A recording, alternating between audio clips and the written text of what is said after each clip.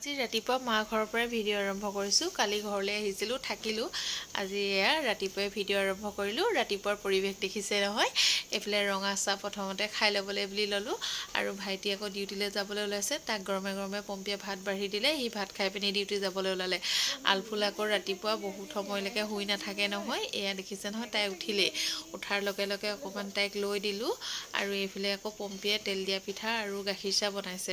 লাল চাহ খালোঁ। এইবাৰ আকৌ দেউতাই গাখীৰ আনিলে, গাখীৰ চাহ বনাই ল'লোঁ আৰু আমি গাখীৰ খাবলৈ বুলি ল'লোঁ দেই। তাৰপিছত বাহিৰতে বহিলোঁহি, ৰ'দ লৈ পিনি বাহিৰতে খাওঁ বুলিকৈ আৰু দেউতা মাহঁতক চাহ দিলোঁ। আমি গাখীৰ খালোঁ আৰু পাটিচেপ্তা পিঠা পম্পীয়ে কালি বনাই আনিছিলে।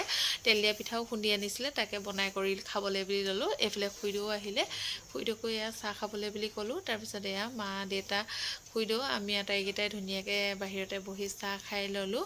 আলফুল আকৌ এয়া বাইকহঁতৰ লগত ধুনীয়াকৈ খেলি আছে, দেখিছে নহয়। এইকেইজনী আমাৰ ককাই ছোৱালী হয়, তিনিজনীও। তাই ধুনীয়াকৈ বাইকহঁতৰ লগত খেলি আছে। মই আকৌ এইফালে এতিয়া বনাই আছোঁ চব্জি আৰু এইফালে ৰঙালাও, গাজৰ, বেঙেনা, আলু মিক্স চব্জি বনাইছোঁ। পম্পীয়ে আকৌ এয়া তিতা ফুল বইল কৰি থৈ গ'ল। এইফালে দুলবনো বইল কৰিলে আৰু ডাল কচু, ঔটেঙা এনেকৈ বনালে আৰু এইফালে আলু, কণী বইল কৰিছে পিটিকা কৰিবৰ কাৰণে আৰু দেউতাৰ কাৰণে এইফালে পাভ মাছ, বিলাহী এনেকৈ জোল বনালে। এয়া দেখিছে নহয়, মায়ে আকৌ বাঁহ টানি আছে দেই। দেউতাই বাঁহ কাটি আছে, মায়ে দেউতাই দুইজনে মিলি তাৰপৰা বাঁহ কাটি আছে। মই এইফালে বাৰীফালে আহিলোঁ, আগফালে পালোঁহি আৰু এয়া ভীমহঁতে, গুডুহঁতে আমাৰ ক্ৰিকেট খেলি আছে। আলফুলে মহাকৰ কোচত উঠি ধুনীয়াকৈ চাই আছে। এইটো আকৌ নেপোলিয়ন, দেখিছে নহয়। সি ভীম অহাৰ পৰা ঘৰলৈ নোযোৱাই হ'ল আৰু মই এয়া ভিতৰলৈ আহিলোঁ। ভাজি পাতি থৈ গৈছিলোঁ যে, ভাজিবোৰ নমাই মেলি আকৌ বাহিৰলৈ আহিলোঁ। ভীমে আলফুলক অকণমান লৈছে আৰু এয়া বাইকহঁতে ধুনীয়াকৈ লৈ মেলি খেলাই আছে তাইক। তাৰপৰা ভাত খাব হ'লেই নহয়। এয়া ভাতৰ লগত কি ৰান্ধিছিলোঁ আপোনালোকক দেখাইছোৱে। পম্পীয়ে আকৌ চাটনিও পিচিছিলে দেই, মানিমুনি, নৰসিংহ কিবা এনেকৈ দি চাটনি পিচিছিলে আৰু সকলোৱে ভাত খালে। আমি তিনিজনীহে খাবলৈ আছিলোঁ। এতিয়া আমি তিনিওজনীয়ে খাবলৈ বুলি বহি লৈছোঁ এয়া। আৰু ডালকচু, ঔটেঙা বাৰু কাৰ কাৰ প্ৰিয় কমেণ্ট কৰি জনাবচোন। মোৰ যে ডালকচু খাই খুব বেছি ভাল লাগে। তিতা ভেকুৰী দি বনালেও ভাল লাগে, টেঙা দি বনালেও ভাল লাগে, সৰু বিলাহী দি বনালেও ভাল লাগে দেই। মুঠতে কচু শাক ভাল লাগে আৰু। তাৰপিছত এয়া আবেলি সময়ত দুইজনীয়ে এয়া ৰীল বনালোঁহি দুটামান। ৰীল মই ইনষ্টাগ্ৰামত আপলোড কৰিছোঁৱে। আপোনালোকে মোৰ ইনষ্টাগ্ৰামত কোনোবা ফ্ৰেণ্ড আছে যদি ধুনীয়াকৈ চাই কেনেকুৱা লাগিছে কমেণ্ট কৰি জনাব আৰু। তাৰপিছত আলহী আহিলে ৰীল বনোৱাৰ মাজতে, আমি দুইজনী নামি আহিলোঁ আৰু ৰীল বনোৱা নহ'লেই।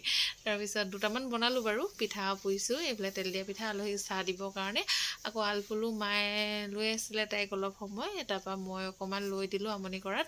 এইফালে আকৌ খুৰীদেউহঁতো আহিছে এয়া সন্ধিয়া।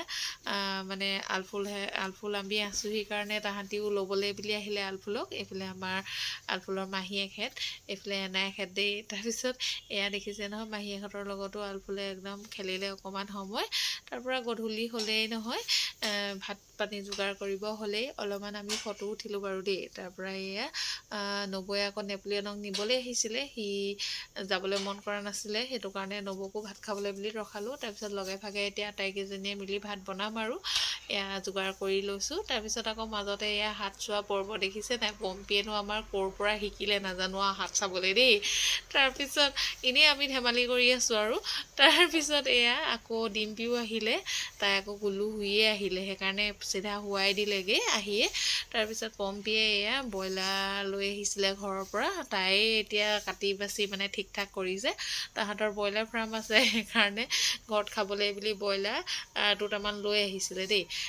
তাকে কালি এটা খোৱা হ'লেই, আকৌ আজিও এটা এয়া মাৰিছে খাবৰ কাৰণে। তাৰপিছত তাইয়ে কাটিলে মেলিলে ধুনীয়াকৈ।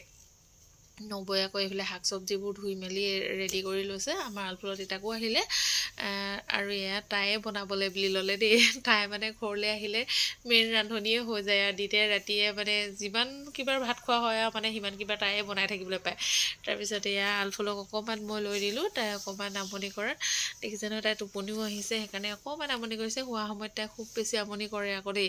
তাৰপৰা ভাত পানী খাবলৈ হ'লেই। এইফালে ভাত বাঢ়ি আছে পম্পীয়ে, ধুনীয়াকৈ বিলনীয়া কামবোৰ তাইয়ে কৰিবলৈ পায়।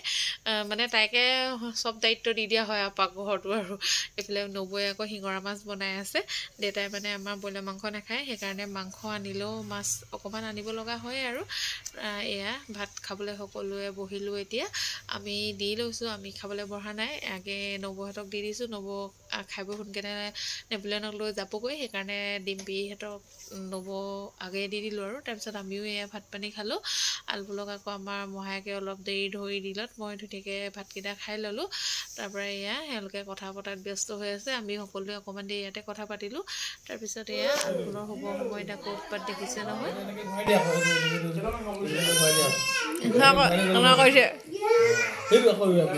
মেকআপ